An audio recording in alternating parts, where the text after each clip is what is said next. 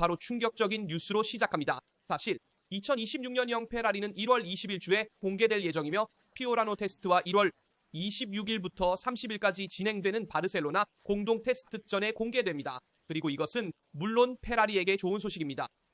우리는 이미 1월에 페라리를 볼 수 있습니다. 2026년형 페라리를 빨리 보고 싶습니다.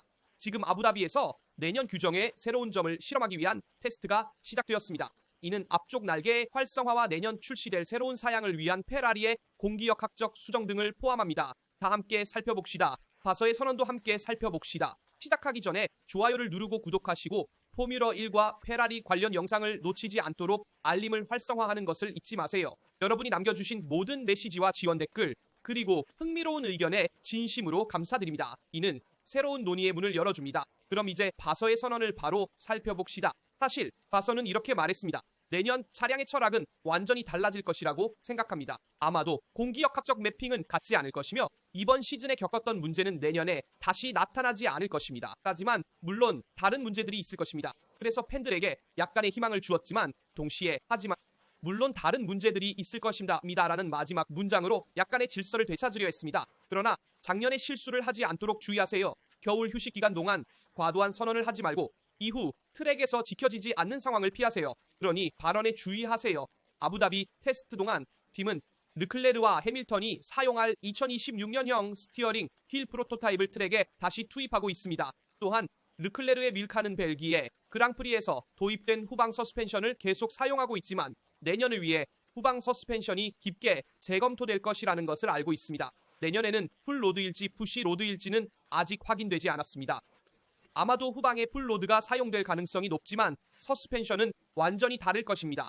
이 경우 이 이미지를 통해 메르세데스가 활성화된 이동식 날개 앞쪽 시스템을 어떻게 사용하는지 쉽게 볼 수 있습니다. 이 유압 작동기는 아부다비의 밀카 SF-25에도 존재하며 현재로서도 앞부분 아래 위치하여 시야에서 완전히 숨겨져 있어 전방 공기 흐름에 방해되지 않도록 보장합니다. 디자인은 이전의 메르세데스 V16에서 본 것보다 훨씬 통합된 형태로 보입니다.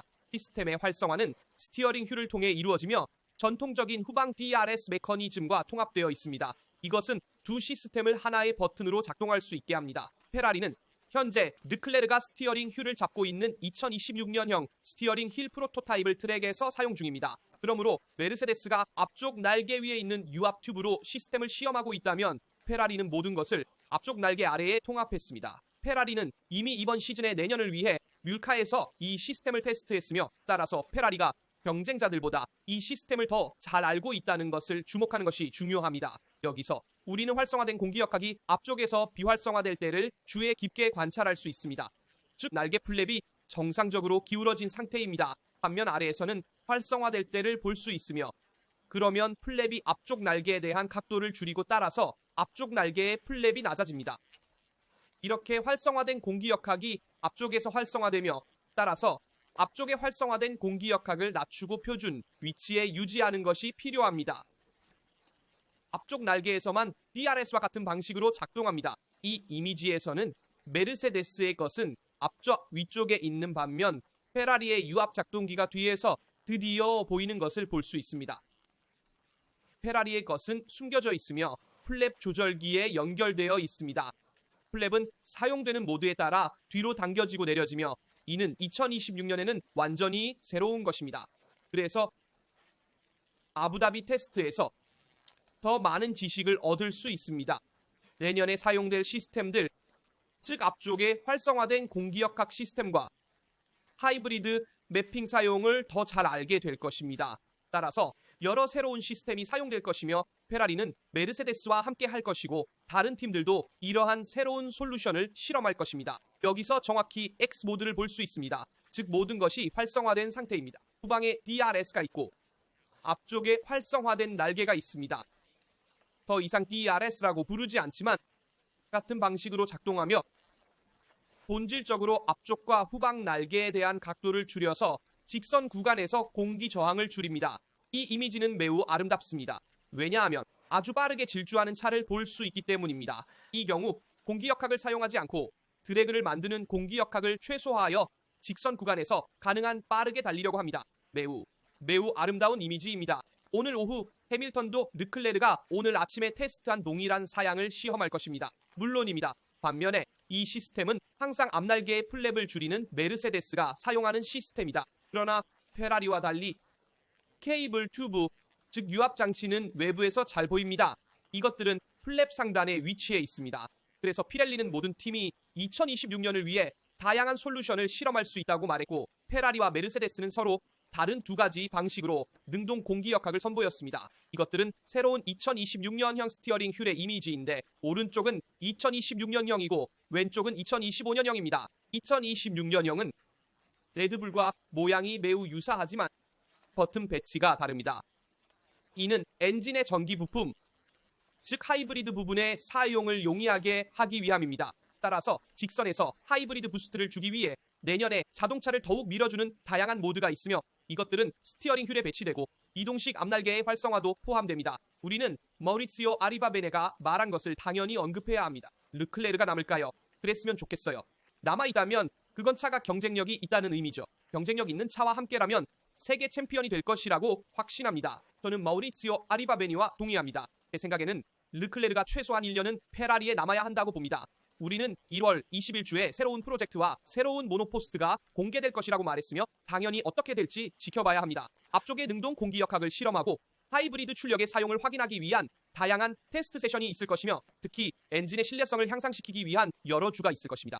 엔진은 완전히 재설계될 것이며 모노포스트의 공기역학도 개선될 것입니다. 그리고 지켜봐야겠죠. 어쨌든 페라리는 이번 시즌에 매우 일찍 업데이트를 중단했습니다. 바스얼도 그렇게 말했듯이 모두가 테스트에서 준비된 상태로 등장하는 페라리를 기대하고 있습니다. 적어도 그 정도는요. 그리고 나서 당연히 타이틀을 따는 것은 또 다른 문제입니다. 하지만 페라리의 목표는 타이틀 경쟁에 도달하는 것입니다. 그것이 가장 큰 목표이고 당연히 승리를 되찾는 것이 첫걸음입니다. 그런 다음 르클레르와 함께 타이틀 경쟁에 복귀하고 또한 해밀턴을 재발견해야 합니다. 왜냐하면 우리는 아부다비의 마지막 경기에서 해밀턴과 아담이 사이에 약간 끝난 관계를 보았기 때문입니다. 팀 라디오에서 약간의 긴장감이 있었습니다. 리카르도 아다미가 너무 많이 개입하여 너무 많은 정보를 주는 것을 듣고 싶지 않았습니다. 그래서 해밀턴의 레이스 엔지니어도 바뀔지 지켜봐야 할 것입니다. 어쨌든 해밀턴은 올해 말에 매우 스트레스를 받은 상태로 왔고 다음 해만 생각하고 있습니다. 우리는 모두 내년에 환생한 해밀턴을 기대하고 있습니다. 내년에는 더 이상 벤투리 채널이 없는 차량, 즉 플랫 바탈 차량으로 다른 방식으로 다운포스를 생성하고 아마도 7회 세계 챔피언의 요구에 부합할 것입니다. 지켜보겠습니다. 그래서 확실히 저는 머우리치오 아리바베니와 동의합니다. 우리는 타이틀을 위해 싸우는 르클레르를 되찾고 싶고 그는 세계 챔피언십을 이길 잠재력을 가지고 있습니다. 노리스가 이겼다면 르클레르도 충분히 이길 수 있습니다. 하지만 차가 그 수준에 이를지는 지켜봐야 합니다. 그 수준에 도달하지 못한다면 저는 르클레르와 동의합니다. 충분히 그만두고 프로젝트를 포기하고 다른 팀, 아마도 에스턴 마틴으로 갈 것입니다. 그리고 우리는 매우 중요한 소식을 알고 있습니다. 실제로 헬뮤트 마르커가 올해 말에 레드불을 떠날 것입니다. 이릭 밴 헤렌이 이를 확인했으며 팀 수석 크리스천 호너 후에 몇 달 후에 헬무트 마르커가 올해 말에 레드불을 떠날 것이라고 말했습니다. 그리고 당연히 이것은 레드불 내부에서의 전환점이며 그의 떠남은 물론 맥스 베르스타펜의 미래와 관련이 없습니다. 즉 맥스 베르스타펜의 미래는 정해져 있고 세계 챔피언이 결정할 것입니다. 하지만 헬무트 마르코는 경주에서 은퇴하기로 결정했습니다. 그래서 이제 그의 역할을 했다고 할 수 있으며 그렇게 하는 것이 올바릅니다. 많은 사람들이 이 소식을 기뻐했습니다. 왜냐하면 헬뮤트 마르코가 지난 몇 달 동안 다른 것보다 더 많은 혼란을 일으켰기 때문입니다. 마지막 사건은 키미 안토넬리와 관련된 것으로 이 경우에도 스카이스포츠가 헬무트 마르코가 올해 말에 레드불을 떠날 것이라는 것을 재발행했습니다. 따라서 우리는 헬무트 마르코의 떠남, 크리스천 호너의 떠남, 그리고 이제는 밀턴 키너스에서 자체 레드불 파워트레인즈 엔진을 생산하기 시작하기 때문에 honda 엔진을 포기하는 등 레드불에 대한 하나의 주기가 완전히 끝나게 됩니다. 레드불 내부에서 완전한 재구성이 진행 중이며 현재 레드불의 최상위에 남아있는 유일한 사람은 바로 맥스 베르스타펜입니다. 그는 팀을 장악하고 타이틀 승리를 위해 이끌고 싶어합니다. 그리고 당연히 타이틀 승리를 향해 이끌고 싶어합니다. 따라서 다음 몇 년 동안 레드불이 어떻게 될지 지켜볼 것입니다. 하지만 그뿐만 아니라 헬뮤트 마르코는 내년 시즌을 위해 2026년까지 계약이 있음에도 불구하고 연말에 레드불에서 은퇴할 것입니다. 그리고 크리스천 호너의 떠남 이후 우리는 또한 에드리안 뉴웨이가 에스턴 마틴으로 갔다는 것을 기억했습니다. 따라서 에드리안 뉴웨이도 레드불을 떠났습니다. 이제 헬무트 마르코도 떠나면서 피에르 와쉐가 기술 프로젝트를 맡게 되었습니다.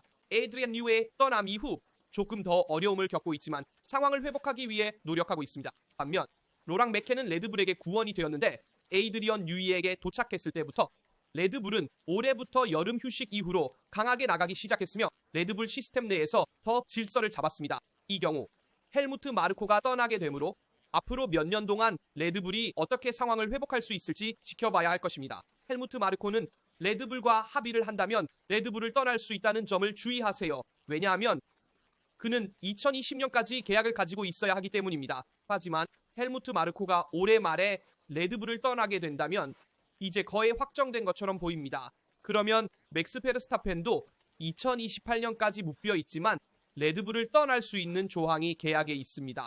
그러므로 주의하세요.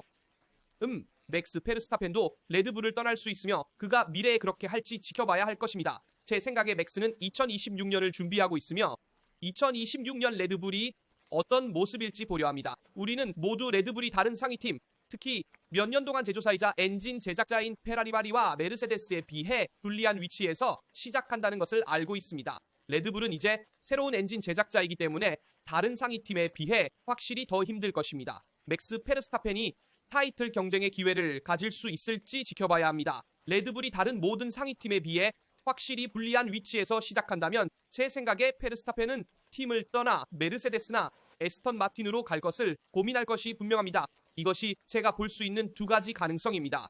하지만 당연히 레드불의 성과에 크게 좌우될 것입니다. 란도 노리스는 2026년을 위해 한 번을 확정지었으며 사실 타이틀을 획득하여 내년에 한 번을 사용할 수 있습니다.